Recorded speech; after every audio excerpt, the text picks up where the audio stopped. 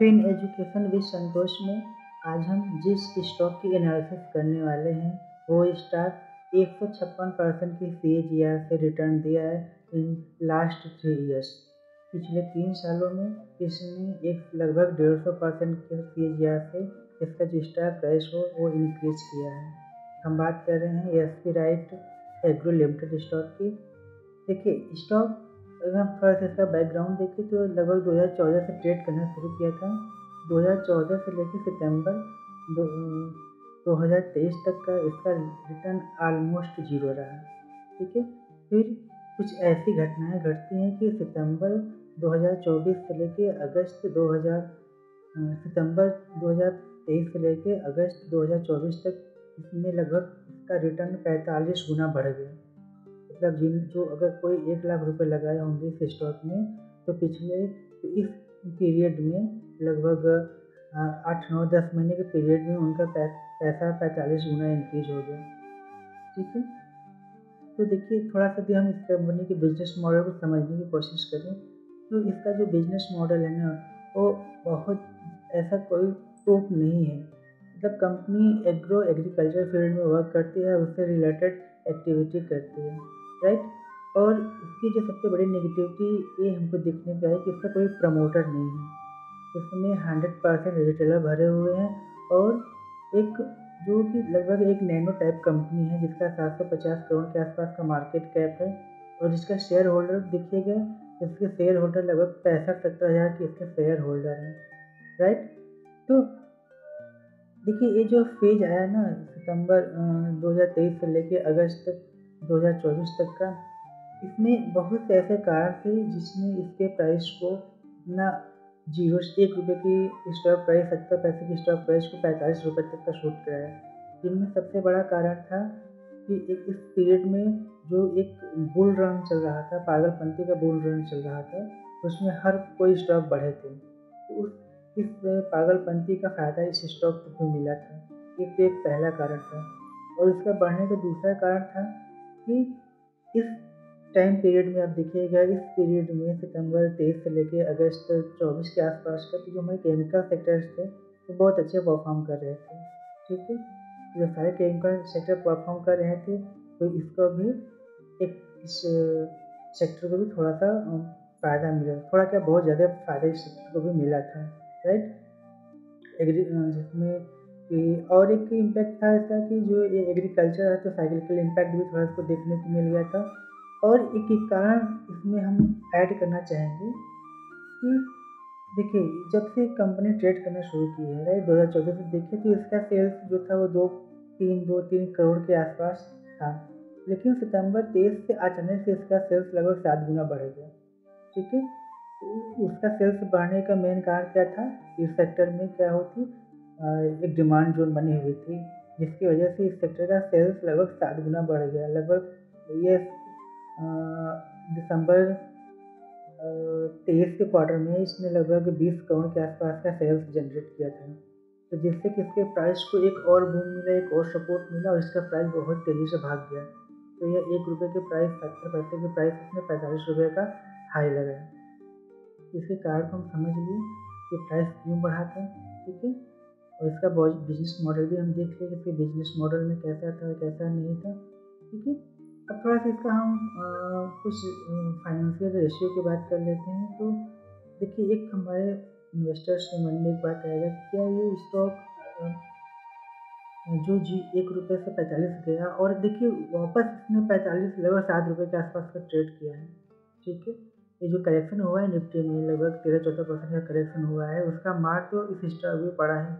और स्टॉक ऊपर 45 रुपये के हाई लगाया और आज अभी करंटली क्या कर रहा है, लगभग 7 रुपये में इसकी प्राइस आ गई है। तो अच्छी खासा प्राइस करेक्ट हो गया है।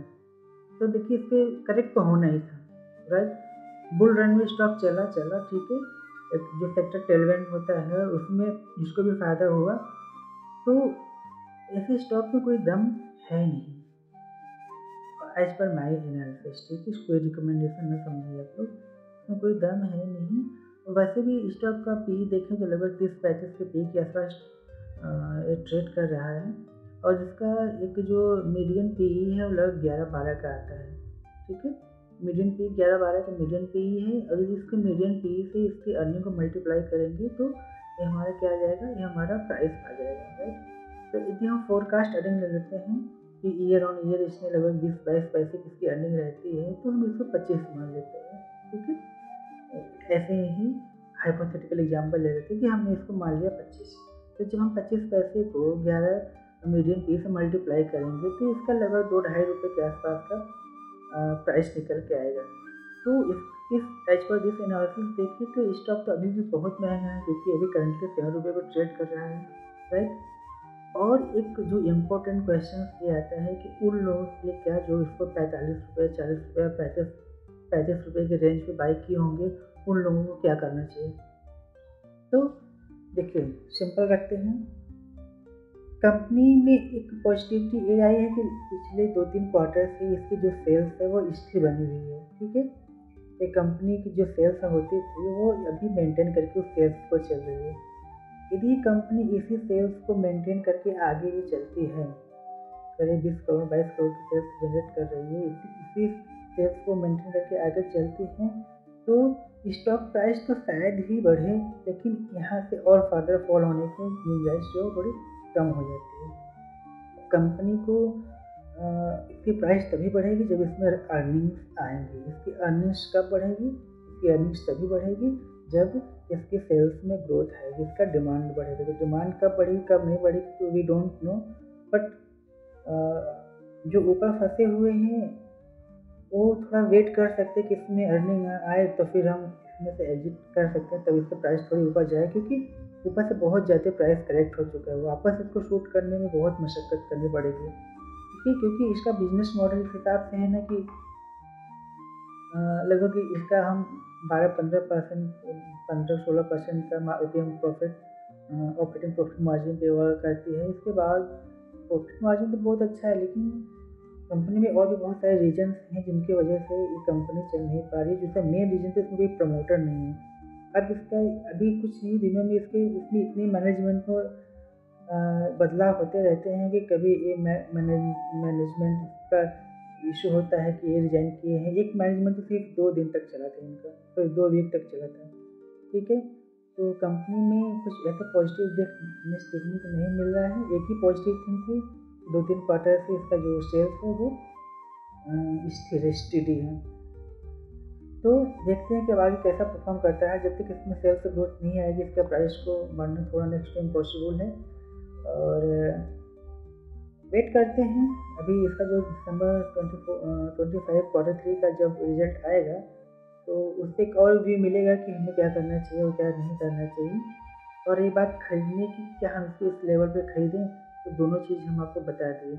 इसमें इसका जो है कि इसमें कोई प्रमोटर्स नहीं है, सारे रिटेल लोग भरे हुए हैं, और ठीक है।